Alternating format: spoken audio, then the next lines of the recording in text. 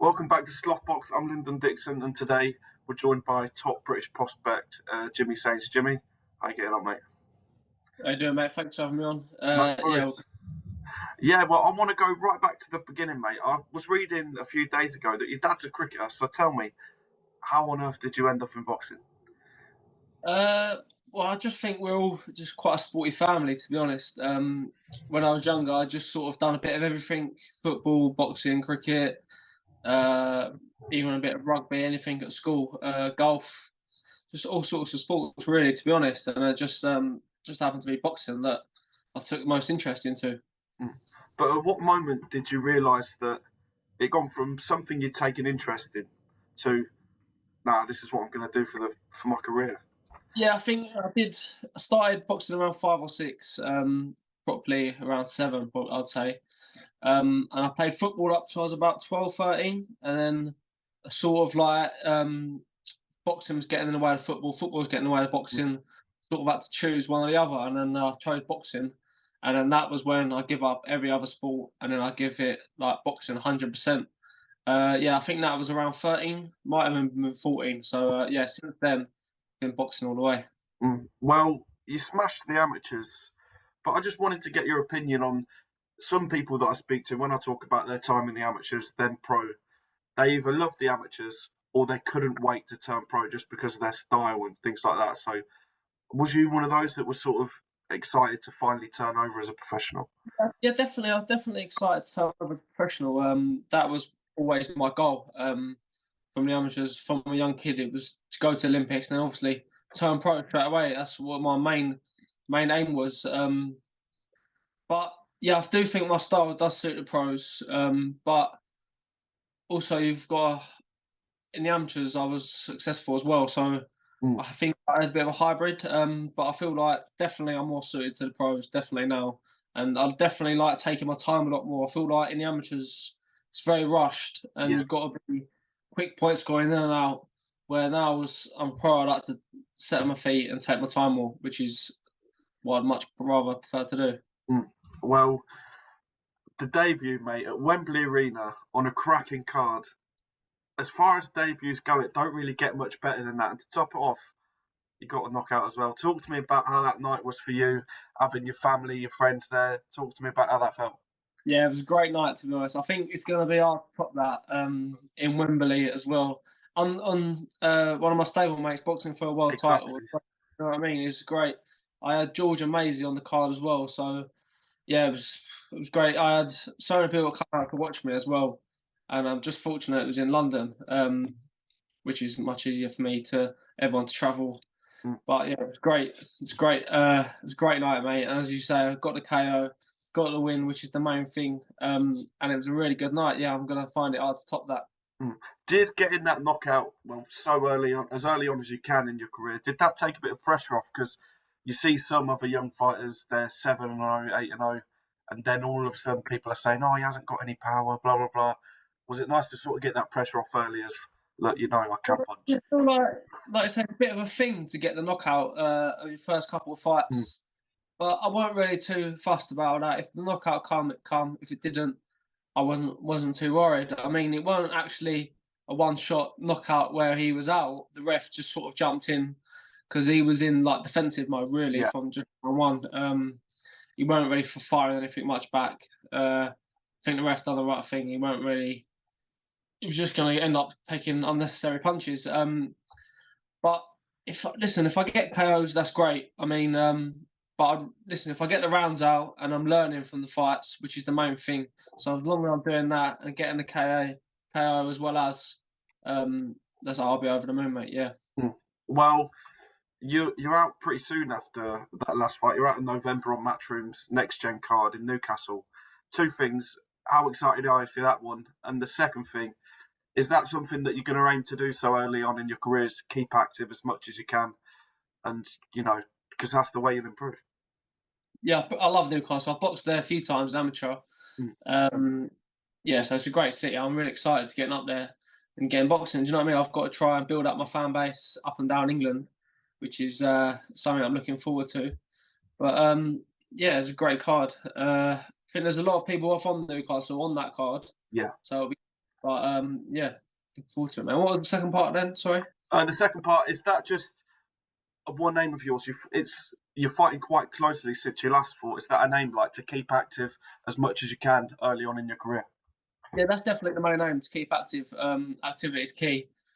But I feel like I don't want to just quickly rush them out and get them all banged out, and all of a sudden, down the line, I'm 10-0. I want to be taking my time, the right fights at the right time, and I want to be learning from each fight, looking back from the fights, looking what I was doing wrong, little things where I can improve on each fight, and slowly getting better and better. There's no point having 10 fights and then I'm the same and I haven't improved.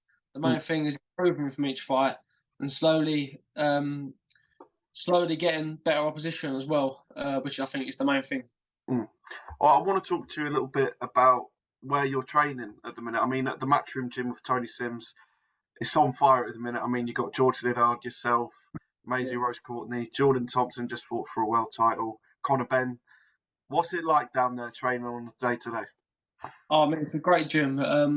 Like I said, we've got a lot of big names down there at the minute, and everyone's sort of like, if there's always 2 or 3 people that are in camp, so you always got someone training together, doing the early morning sprints and the running all together.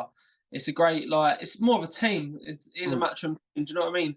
Even though boxing is, at the end of the day, you get in there on your own, but it's together or the Matchroom Gym. I'd say it's like a team, and it was like on my pro debut. It was great to have Jules, Maisie, and mm, Jordan all boxing together. Do you know what I mean? It was like yeah. in the after days, it was like a club show, all going up there together. Yeah, so I was fortunate to be in the gym, Mm, and fortunate to be working with Tony Sims as well. He's a great trainer. yeah. Tell me a little bit more about that relationship with Tony Sims, because he's had some great fighters, some world champions, and he's got some great fighters at the minute, including yourself. What is that relationship like? Yeah, I've got a great relationship with Tony. I love him because he tells you how it is. He tells you if you had a crap spar, he'll tell you what you was doing wrong. I think that's the main thing. Do you know what I mean? You need someone to be telling you whether you're sparring well and the things you're doing wrong and etc. That's what he does well. I think he's straight with you, which is what I need definitely. Mm. I want to talk a little bit about your stablemate, Conor Benn. I mean, there's so much talk around that the Eubank Benn fight before the end of the year. And personally, I feel if you look at the British boxing scene, you've just had KSI fight Tommy Fury, and now you've got Tyson Fury fighting Ngannou. And I feel like this is a proper fight that the country needs to sort of get us back on track of it. Yeah, definitely. It's an actual professional boxing fight. Two two good fighters going at. I think the only thing that Eubank's got on Conor is size. I think everything else, boxing wise, strength and ability, Conor comes up top. So it's a really interesting fight, and I think Conor does it. To be honest. Mm. Being his stablemate, how much would finally getting that fight and finally getting in the ring? I mean, he's had the fight week before, but finally getting in the ring, how much would that mean to him? Yeah, he's had a bit of a tough year, to be honest. Few ups and downs. He's got back in the ring. He's got the ring rust off his last fight. Good 10 rounds out. He's ready to go. He's in the gym. He's been in the gym last 2 years, non-stop training anyway. He is fighting, so yeah, he's to get this fight over the line. I think it's the main thing is to get the win as well. I think he's definitely going to win this. He'll be buzzing, mate. Yeah. Mm. I want to go back to and talk to a little bit about, as a youngster, first stepping into boxing, watching it at the weekend like all of us young fans did. Who were some of those boxers that you looked up to as a young kid? To be honest, when I was growing up, it always used to be Roberto Duran. I Mm. used to love Roberto Duran. He is my favourite fighter. And then as I got a bit older, it sort of went to like Floor Mayweather. I used to love his all access on YouTube. I used to watch Oh them. yeah, They used to be the best. Yeah, so sort of went towards him. And then I think now probably Canelo. I watch a lot of Canelo, yeah. Andre Ward and fighters like that. Yeah. Mm. Stylistically, though, for people that haven't seen much of you yet, I'm sure they will over the next year or so. But tell the people watching, what can they expect from you when you step into the ring? I think they can expect a good boxing performance, good boxing IQ, with someone that is a bit of a puncher as well to go with that. Yeah. Yeah. Well, I just want to talk a little bit about your ambition in the sport. You're a young man. You're making steps already. It will be 2 fights before the year's out by the time you've had your one in November. just talk to me about where do you want to take it? Because everyone's got obviously the world title ambitions, but tell me how far you want to go before you're chatting with your grandkids and telling them about what you've done in the sport. Yeah, of course. Obviously, that's the main goal. Every boxer dream, obviously, to be world champion, to be undisputed world champion with all the belts. That's the top dream, obviously. But I also want to be winning everything up towards that at every level. Do you know what I mean? I want to be winning the Southern area, the English, the British, and then the European level. I want to tick off each box up to that world level. Because some of the fighters now, I'm not calling anyone out. It's like respect to them, but if they get the opportunity a bit too early, they jump up to world level a bit too early. I think. I don't know. I'm not in my position myself, but sometimes maybe they're in European level, they get the opportunity to go up to world level, and they fall short. But I want to tick off each box. Go up to, when I get to world level, I'm definitely ready, and I want to stay there as long as I can. Well, last question, mate. It's been a pleasure speaking to you so far. I just wondered, you've had a busy end to this year. It'll be 2 fights. I don't know, maybe another one you can squeeze in there. But by the end of next year, at Christmas time, you sat with a family.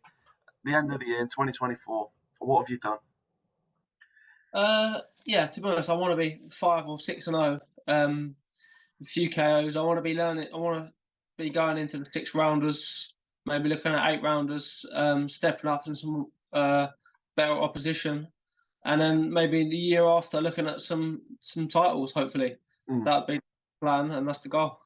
Well, like I said, mate, it's been an absolute pleasure speaking to you today. I've been Lyndon Dixon. He's been Jimmy Sains, and we'll see you on the next one. Thanks a lot, mate. Thanks for having me on.